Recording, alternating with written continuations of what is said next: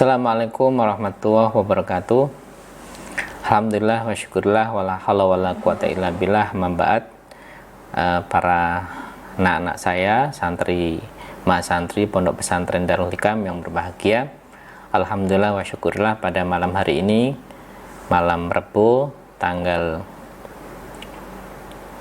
7 September 2021, kita mulai pengajian lewat media Zoom, YouTube, dan media sosial yang lainnya. Kita mulai hari Rabu, hari yang oleh Imam Syafi'i dianggap hari yang baik ya, malam Rabu, malam Sabtu. Karena itu tradisi di pesantren banyak dimulai dengan hari itu. Tapi kalau dimulai dengan hari yang lain juga nggak ada masalah ya. Nah, adik-adik sekalian, di malam Rabu ini kita akan istiqomah untuk mengaji kitab karya Syekh Ibnu Athaillah Al-Iskandari. Maksud saya adalah kitab Hikam, kitab yang menjelaskan bagaimana hubungan kita dengan manusia, dengan makhluk-makhluk lain, dengan Allah Subhanahu wa Ta'ala, dan seterusnya. Kita akan membahas itu, dan alhamdulillah pada Ramadan yang sebelumnya kita sudah membahas kitab Hikam yang bab yang jilid atau juz 1 ya. Kita sudah selesai di Ramadan itu, dan ada banyak permintaan untuk tetap ngaji kitab Hikam, dan itu kita lanjutkan di Pondok Pesantren Darul Hikam. Bagi santri mahasantri Pondok Pesantren Darul Hikam, ini sangat penting untuk mengisi ruhaniyah kita, untuk menjadikan kita menjadi pribadi-pribadi yang unggul, yang bagus, yang berakhlak mulia. Pada kesempatan kali ini saya akan mengulas sedikit satu kata yang penting dalam kitab Hikam. Ibnu Athaillah, Syekh Ibnu Athaillah Al-Iskandari mengatakan, la tashab man la yunhiduka haluhu wa la yadulluka 'alallahi maqaluhu. La tashab, ojo koncoan sira man ing wong layun hiduka kang orang bangkitno sapa man ka ing sira haluhu apa kelakuane man. Jangan kau berteman, menjadikan sohib orang yang tidak bisa membangkitkan tingkah lakunya tidak bisa membangkitkanmu kepada Allah Subhanahu wa Ta'ala. Wala yaduluka 'alallahi maqaluhu, dan ora isa nuduhake ka ing sira Allah ing atase Allah maqaluhu apa perkataane man. Jangan kau berteman, bersahabat kepada orang yang tingkah lakunya tidak bisa membangkitkanmu menuju kepada Allah. Jangan kau berteman kepada orang yang perkataannya juga tidak bisa menunjukkan kamu kepada Allah Subhanahu wa Ta'ala.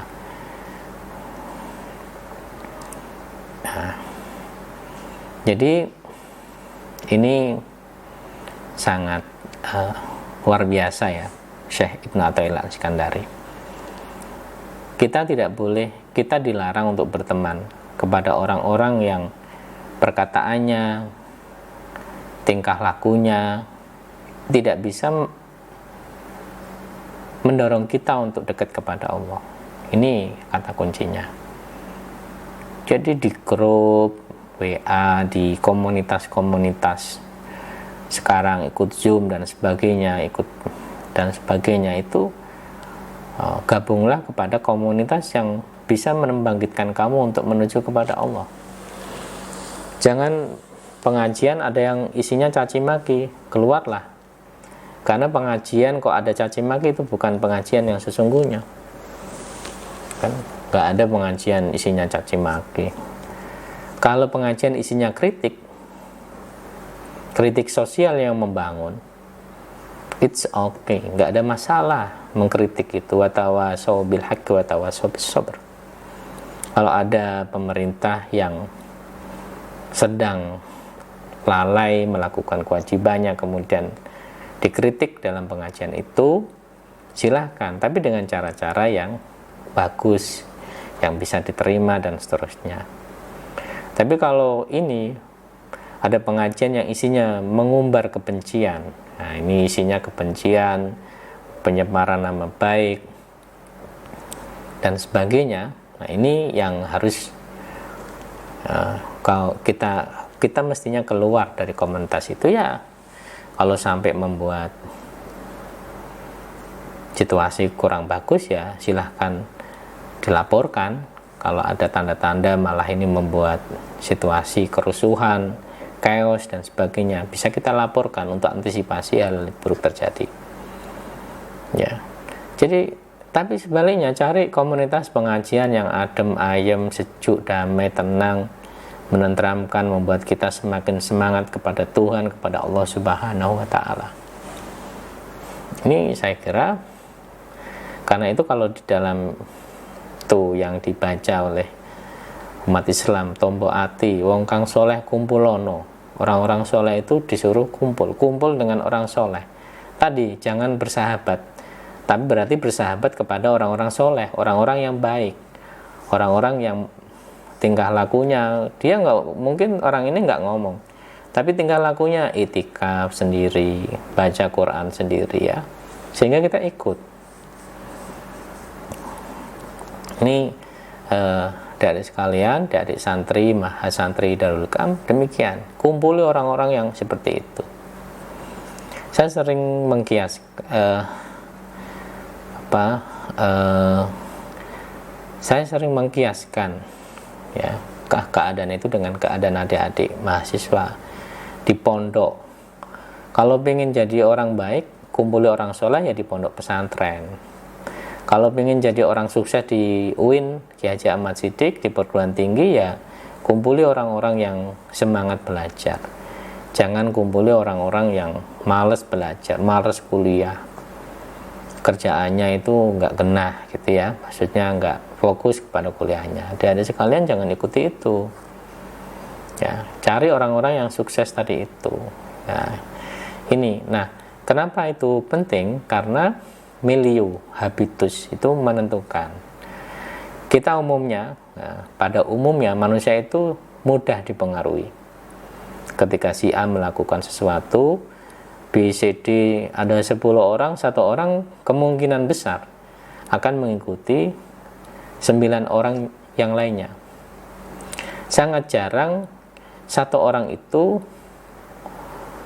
tidak mengikuti 9 orang tadi, kecuali dia punya semangat